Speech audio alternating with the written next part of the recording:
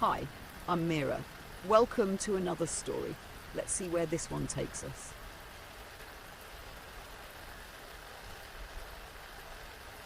The city hummed under a canopy of perpetual light, its streets aglow with the cold brilliance of artificial lamps. Arlen walked the steel catwalks of the maintenance district, their toolbox heavy at their side, above skyways arched between monolithic towers, cutting off the faintest hint of the night sky. Down below, the streets buzzed with activity, but every movement was bathed in a harsh, fluorescent glare that allowed no secrets, no shadows. Arlen had always considered themselves a cog in the city's grand machine. They were good at their job, repairing the aging grid that kept the endless lights burning. It was predictable, reliable work, even if it didn't bring them much joy. Lately, though, the monotony had begun to wear on them. Every panel they fixed, every circuit they patched, felt like patching over something broken and rotten. Their comm unit crackled. Arlen, another relay failure in Sector C10. Get there before the end of your shift. Got it, Arlen replied, their tone as dull as the task. Sector C10 was one of the lower districts, a sprawling tangle of tenements packed together beneath the city's shining upper levels. Arlen reached the failing relay as the sun simulation dimmed to the city's approximation of dusk. Even in the twilight hours, the lights stayed on, ensuring no corner was ever truly dark. The relay was scorched and sputtering. Arlen knelt to work, their hands moving automatically as they unscrewed panels and replaced burnt-out components. But something odd caught their eye, a deliberate cut in the wiring. It wasn't the usual wear and tear. Someone had sabotaged this. Still think the lights are for safety? The voice startled Arlen and they nearly dropped their tools. They looked up to see a woman leaning casually against the nearby wall. She wore dark, utilitarian clothing, her hood pulled back to reveal sharp features and piercing eyes. "Who are you?" Arlen asked, their voice defensive. "Liora," the woman said simply. "And you're Arlen, the electrician who keeps this city running." Arlen frowned. "How do you know my name?" Liora smirked. "I've been watching. You're good at fixing things, but I wonder if you ever stop to think about what you're keeping alive." Arlen stiffened. "It's my job. These lights keep people safe." "Safe?" Liora stepped closer, her voice low but firm. "Or controlled?" "The lights are more than illumination, Arlen. They're chains, surveillance disguised as safety. The city uses them to erase privacy, to watch and control every move we make." Arlen hesitated, their mind racing. "That's just conspiracy talk."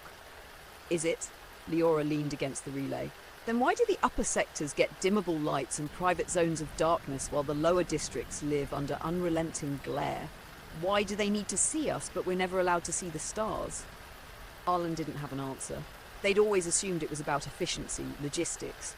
But Liora's words stirred something uncomfortable inside them, an unease they couldn't shake. "You sabotaged this relay," Arlen accused, trying to deflect. "Why? To give people a taste of freedom," Liora said. "Even a moment of darkness can remind them of what's been stolen." Arlen shook their head. "It's reckless. You could cause a cascade failure, or worse." "That's why we need you," Liora said. "Someone who knows the grid, someone who can help us do this right." Arlen froze. "You're asking me to betray the city?" "I'm asking you to see it for what it is," Liora countered. "You've spent years maintaining their control. Don't you want to do something meaningful for once?" Arlen's chest tightened. They wanted to dismiss Liora as a fanatic, but her words struck a chord. They'd always felt proud of their work, but now it felt hollow. If the lights weren't just about safety, then what was the point of all the hours they'd spent keeping them alive? "I need time to think," Arlen said finally. Liora nodded, stepping back into the shadows. "Take your time, but not too much. The city doesn't wait." As she disappeared, Arlen stood alone by the humming relay. They glanced up at the city's ceiling of artificial light, their minds swirling with questions they hadn't dared ask before. For the first time, the glow felt oppressive, suffocating, and for the first time, they wondered what it would be like to live in the dark. Arlen couldn't shake Liora's words. They lingered in their mind like a stubborn shadow, creeping into every quiet moment. As they made their rounds over the next few days, repairing panels and replacing worn circuits, they began to notice things they'd ignored before.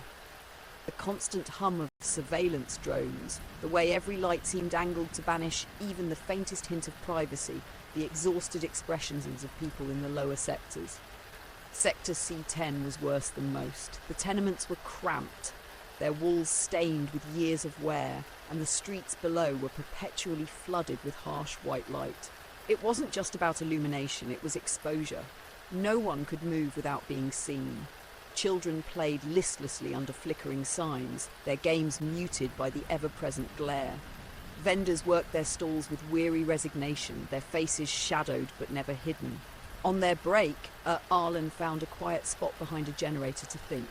They'd taken their comm offline, needing a reprieve from the constant chatter of orders. For years they'd believed in the work they did, convinced it was keeping the city safe. But now, they couldn't escape the nagging doubt that safety was just a word used to justify control. "You look like someone trying to solve a puzzle without all the pieces." Arlen jumped at the voice, spinning around to see Liora again. She stood casually leaning against the generator, her dark clothing blending into the muted shadows of the machinery. How she kept finding them, Arlen couldn't guess. "What are you doing here?" Arlen asked, their voice sharper than intended. "Following up," Liora said with a faint smirk. "You've had time to think, ready to see what you're really part of." Arlen hesitated. Every instinct told them to walk away, to report her, to forget this ever happened. But curiosity, or maybe guilt, kept them rooted. "Show me!" Leora's smirk widened and she gestured for Arlen to follow. They moved through the labyrinthine underbelly of the sector, weaving past humming transformers and rusting pipes until they reached a hidden access door. Liora keyed in a code and the door slid open with a soft hiss. Inside was a small, dimly lit space filled with people. They huddled around old monitors, their faces illuminated by flickering screens displaying maps of the city's power grid. Charts and diagrams covered the walls alongside photographs of empty streets bathed in rare, blessed darkness. The air buzzed with quiet determination. "Welcome to one of our hubs," Liora said, stepping inside. "This is where we plan the blackouts." Arlen stared at the screens, their stomach twisting. "You're responsible for the disruptions." "Disruptions?" Leora's tone was sharp. "We call them demonstrations. When we take back the light, even for a moment, people remember what it's like to be unseen, unmonitored, to feel free." Arlen crossed their arms. "And what happens when the lights come back on? The enforcers crack down harder. People get hurt." Leora's expression softened and she placed a hand on Arlen's shoulder. "It's not easy. We know that. But change never is. We're not trying to hurt people. We're trying to wake them up. To show them that living under constant light isn't living at all." One of the monitors caught Arlen's eye, displaying a detailed map of Sector C11. The plan was clear. Disrupt the grid at a specific node to plunge the area into total darkness for 2 hours. No cascading failures, no risk to the rest of the city. Just a window into a world without control. "This is where you come in," Liora said, following Arlen's gaze. "We need your expertise to make it happen. If we do this right, no one gets hurt, and the people of Sector C11 get to see the stars again, maybe for the first time in their lives." Arlen swallowed hard, their gaze fixed on the map. "And if I say no, then we'll do it without you," Liora said bluntly. "But it'll be messy, riskier, more people could get hurt. With you, we have a chance to make this clean." The room fell silent, all eyes on Arlen. They felt the weight of the decision pressing down on them, the gravity of what Liora was asking. It wasn't just about cutting power, it was about defying a system they'd upheld for years. "I don't know if I can do this," Arlen admitted, their voice barely above a whisper. Liora stepped closer, her tone softer now. "You can. Because deep down, you know this city isn't right. You've seen it, and you know something needs to change." Arlen closed their eyes, taking a deep breath. When they opened them, they nodded. "I'll help. But only if we do it right. No collateral damage." Liora smiled, a flicker of relief crossing her face. "Deal." As the room erupted into quiet activity, Arlen felt a strange mix of fear and determination. They still didn't know if they were making the right choice, but for the first time they felt like they were taking a step towards something that mattered.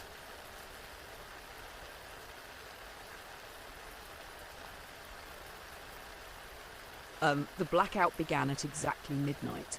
Arlen stood in the shadows of a maintenance tunnel, their hands trembling as they completed the final adjustments to the grid. The process had been meticulous, every step carefully planned to ensure the disruption would affect only Sector C11. Their stomach churned with nerves, but they couldn't turn back now. "Are you ready?" Liora's voice crackled softly through the comm unit. Arlen took a deep breath, forcing their hands to steady. "It's done. Cutting power now." They flipped the final switch, and the hum of electricity around them faded to silence. Through a small viewport in the tunnel, Arlen watched the lights of Sector C11 flicker and die, plunging the streets into darkness. A heavy stillness followed, broken only by the faint murmur of wind through the towering buildings. "Good work," Liora said. "Now get back to the hub." Arlen hesitated, their gaze lingering on the darkened sector. It was a sight they'd never seen before. A world without light, raw and unfamiliar. The stars above shone faintly through the haze of the city's atmosphere, their light fragile but undeniable. For a moment, Arlen felt the weight of what they'd done, both the risk and the possibility it carried. Back at the hub, the resistance was alive with energy. People crowded around monitors, watching live feeds from hidden cameras in Sector C11. The screen showed residents stepping out of their homes, their faces turned upward in wonder. Children pointed at the faint stars, their laughter carrying faintly through the speakers. Others simply stood in the shadows, savouring the absence of light as though it were a gift. "It's working," Liora said, her voice tinged with awe. She placed a hand on Arlen's shoulder. "You did this." Arlen shook their head, their voice heavy. "We did this, but it's not over yet." Their words proved prophetic. One of the monitors switched to a feed of an enforcer squad entering the sector, their heavy boots echoing in the silence. Their flashlights cut through the darkness like blades, and their voices barked orders, commanding people to return to their homes. Arlen's stomach dropped. "They're already responding." Liora's jaw tightened. "We expected this, but we can't let them undo what we've started." "How do we stop them?" Arlen asked, their voice rising with urgency. "We don't," Liora said firmly. "We let the people decide. They've seen the stars now. They've felt the darkness. They won't forget." Arlen wanted to believe her, but the sight of the enforcers rounding up citizens filled them with doubt. The resistance had planned every detail of the blackout, but they hadn't accounted for the human cost. The crackdown was swift.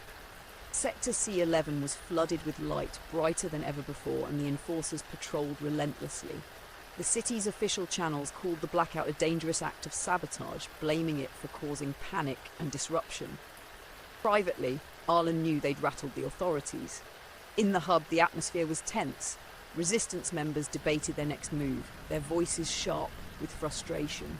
Some wanted to push harder, to take down more sectors and force the city to confront its control. Others argued for caution, worried about the increasing risks. Arlen stood apart, their mind racing. They'd never intended to become part of a rebellion, but now they were in the thick of it. The blackout had shown the people a glimpse of freedom, but the cost weighed heavily on their conscience. Liora approached, her expression unreadable. "You're quiet." "I'm thinking," Arlen said, "about what comes next." She nodded, crossing her arms. "We keep going. We've started something we can't stop now." "But what if we're wrong?" Arlen asked, their voice low. "What if we're putting people in danger for nothing?" "We're not wrong," Liora said, her tone firm. "This city was broken long before we started fighting. The lights are their leash and we're cutting it." Arlen met her gaze, searching for the certainty she carried so effortlessly. They envied her conviction but couldn't share it. "I just don't want to make things worse." "We won't," Liora said. "But if you're having doubts, you need to decide if you're in this for the long haul. Because we need you, Arlen. We can't do this without you." Arlen looked away, the weight of her words pressing down on them. They didn't have an answer, not yet. But as they stared at the monitors, watching the city's light-saturated streets, a spark of determination flickered within them. The blackout had been just the beginning. The stars had been revealed, however faintly, and the people had seen what they'd been missing. Arlen didn't know if they were ready to commit fully, but one thing was certain. They couldn't go back to the way things were. The lights of the city felt more oppressive than ever, and the promise of darkness, of freedom, was too powerful to ignore. Thanks for listening. If the story stuck with you, come back next time for another journey.